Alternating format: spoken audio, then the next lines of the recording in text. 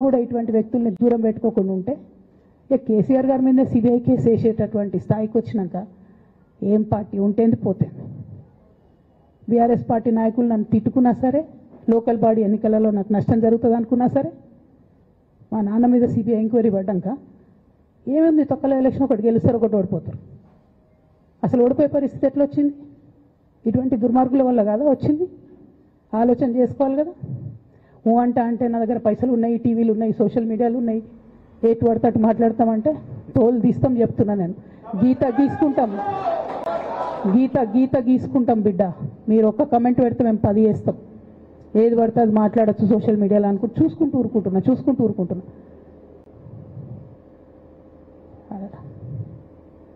పెద్ద సార్ దగ్గరకు వచ్చినాక ఇక కాంప్రమైజ్ అయ్యేది ఏం లేదు. ఘోష్ కమిషన్ వేసిన రోజే నేను చెప్పిన, ఎందుకు రియాక్ట్ కాలేదు పార్టీ అని అడిగిన ఆ రోజునే. నిన్న సిబిఐ ఎంక్వైరీ వేస్తున్నా అని రేవంత్ రెడ్డి గారు అసెంబ్లీలో చెప్తే తెలంగాణ బంద్ ఖాళీ వద్దా, బగ్గు మనొద్దా? తెలంగాణ ఎట్లా మాట్లాడతారు? నిజంగానే మనిషి అవినీతి అయితే, నిజంగానే మనిషి డబ్బులు తినోడైతే వేరు మాట. ఆయనకు తిండి మీద కూడా ధ్యాస ఉండదా బాబు? తెలంగాణ అదే పిచ్చి. అట్లాంటి మనిషిని పట్టుకొని ఇవాళ ఏది పడితే అది మాట్లాడితే కూడా రియాక్ట్ కాకపోవడం చాలా దారుణం, చాలా దారుణం. నేను దీన్ని తీవ్రంగా ఖండిస్తున్నా. At the same time Congress government PC Ghosh commission వేసిండ్రు. రెండేళ్ల నుంచి టైంపాస్ చేస్తారు. ఆ కమిషన్ రిపోర్ట్ వచ్చింది. ఆ రిపోర్ట్ నిన్న అసెంబ్లీలో పెట్టిండ్రు. ఇంకా దానికి ఏమిట్లకేం లేదు, దాంట్లోకి ఏం చర్యలు తీసుకుంటారో చెప్పారు, ఏం చేస్తారో చెప్పారు. తక్కువ మంది సిబిఐకి ఇచ్చేస్తారు. అంటే ఇది ప్రీ ప్లాన్డ్, ప్రీ మెడిటేటెడ్, ఖచ్చితంగా కేసీఆర్ గారి ప్రతిష్ట దెబ్బతీయాలనేటటువంటి ప్రీ మెడిటేటెడ్ అటాక్ తప్పితే ఇంకోటి కాదు. ఇన్ని ఏజెన్సీస్ ఉన్నాయి రాష్ట్ర ప్రభుత్వంలో. మీ ఏసీబీకే దొరికింది కదా ఇదే కాళేశ్వరంలో అవినీతి తిమంగళాలు. ఏమైంది అది? ఏమైంది ఆ రిపోర్ట్? ఏమైంది? వాళ్ళ మీద చర్యలు ఏమైనాయి? దాని కంక్లూజన్ ఏంది? ఒక్క చిన్న ఎంక్వైరీ కూడా ఇప్పటివరకు కంక్లూడ్ చేయలేదు కాంగ్రెస్ గవర్నమెంట్. ప్రచారం ఎక్కువ, పని తక్కువ. ఎప్పుడైనా మీ తప్పిదాలు బయటపడుతున్నాయి అనుకుంటే, ఎప్పుడన్నా ప్రజలు తిరగబడతారు అనుకుంటే వెంటనే ఒక రిపోర్ట్ వేయాలి, వెంటనే కేసీఆర్ మీద ఒక ఆరోపణ చేయాలి. ఇప్పటికి కూడా రేవంత్ రెడ్డి గారికి కేసీఆర్ గారి పేరు చెప్పుకోకపోతే ఆయన ఫోటో కూడా పేపర్లో వేరేమో అని భయం పాపం. అందుకని ఆయన రోజు పొద్దుగాలేస్తే కేసీఆర్ని తిట్టుడే తప్పితే ఇంతవరకు కూడా వేరే ఆలోచన చేయడం లేదు. మేము డిమాండ్ చేస్తూ ఉన్నాం కాంగ్రెస్ ప్రభుత్వాన్ని, మీరు బట్టగాల్చి మీదేసినట్టు ఆరోపణలు వేయడం కాదు, మీకు దమ్ము ధైర్యం ఉంటే నేను పేర్లు కూడా చెప్పిన, చూడండి ఎక్కడి వరకు పోతారో చూస్తాం. మీకు అండర్స్టాండింగ్ లేకపోతే మీకు అండర్స్టాండింగ్ పెట్టుకొని కేసీఆర్ గారిని టార్గెట్ చేయడం ఇది పొలిటికల్గా కరెక్ట్ కాదు. మన రాష్ట్రంలో ఇటువంటి వాతావరణం ఇదివరకు లేకుండే, రేపు పొద్దున కూడా ఉండొద్దని చెప్పి నేను కోరుతాను. కాంగ్రెస్ ప్రభుత్వం కేవలం కాళేశ్వరం విషయమే కాదు, బీసీల విషయంలో ఎంతగా మోసం చేస్తున్నారు. ఫస్ట్ ఏమో బిల్లు పెడతారు, మేమందరం లొల్లి పెడితే టైంపాస్ చేసి 1.5 year తర్వాత బిల్లు పెట్టిరు. బిల్లు పెడితే కనీసం గవర్నర్ దగ్గర పోరు, కనీసం రాష్ట్రపతి దగ్గర పోరు, ప్రధానమంత్రి దగ్గర పోరు. గవర్నర్ పెండింగ్ పెట్టుకుంటే ఎందుకు సుప్రీంకోర్టు కోతలేరు? ఇంకా కూడా మళ్ళీ ఛాలెంజ్ చేసి అడుగుతా ఉన్నాను నేను, ఎందుకు సుప్రీంకోర్టు కోతలేరు? మీరు September 30 లోపల ఎన్నికలు చేస్తామని చెప్పిండ్రు. September 30 లోపల సుప్రీంకోర్టుకు పోండి. డీమ్ టు బి అప్రూవ్డ్ అనుకుంటే ఇదే ఎలక్షన్లో బెనిఫిట్ అవుతుంది కదా బీసీలకు. ఆ తర్వాత ఇంకొక ఆర్డినెన్స్ తెచ్చిరు, అది పెండింగ్ ఉంది గవర్నర్ దగ్గర. కనీసం దాని మీద సుప్రీంకోర్టు కోండి, దాని మీద కూడా పోతలేరు.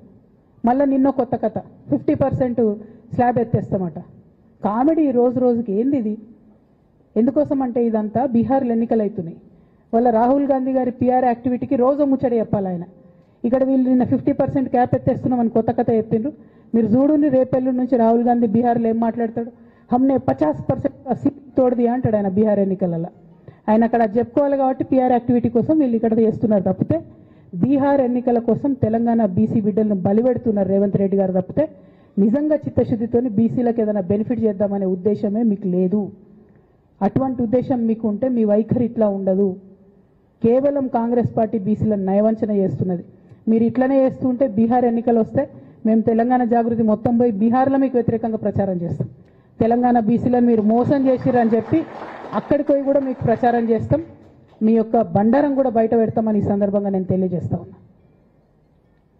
బీసీల విషయమైనా కాళేశ్వరం విషయమైనా చిత్తశుద్ధి లేనటువంటి కాంగ్రెస్ పార్టీని ఖచ్చితంగా మీ వైఖరిని ఎండగడతామని చెప్పి తెలియజేస్తూ, సిబిఐ ఎంక్వైరీ చేసుకున్నా, మీరు ఏ ఎంక్వైరీ చేసుకున్నా కేసీఆర్ గారు మాత్రం కడిగిన ముత్యంలాగా బయటకు వస్తారని మళ్ళొకసారి తెలియజేసుకుంటూ మీ అందరి దగ్గర కూడా నేను సెలవు తీసుకుంటా ఉన్నాను. Thank you. జై తెలంగాణ, జై జాగృతి, జై కేసీఆర్.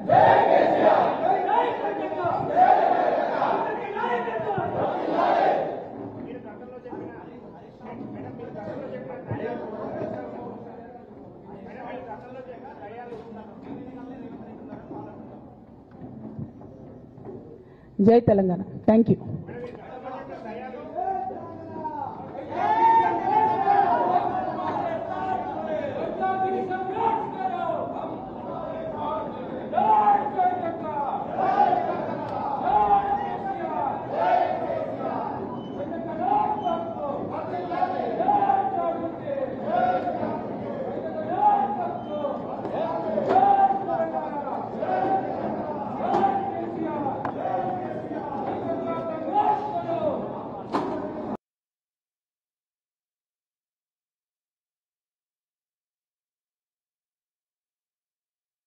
కదా ఇయాలటి కూడా హైదరాబాద్ ప్రజలు నీళ్ళు తాగుతున్నది. ఆ నిజాం ఆదర్శం, ఆ నిజాం స్ఫూర్తి అని కేసీఆర్ గారు చాలా సందర్భాలలో చెప్పిండ్రు. ఇవాళ కాళేశ్వరం కడితే నేను చెప్తున్నా గ్యారంటీగా ఇంకా 200 సంవత్సరాల తర్వాత కూడా తెలంగాణ బిడ్డలు కేసీఆర్ గారిని తలుచుకుంటారు. అటువంటి గొప్ప ప్రాజెక్టు కాళేశ్వరం ప్రాజెక్టు. ఆ ప్రాజెక్టు డెప్త్ అర్థం కాక, తెలంగాణ భౌగోళిక స్వరూపం మీకు అర్థం కాక, మీకు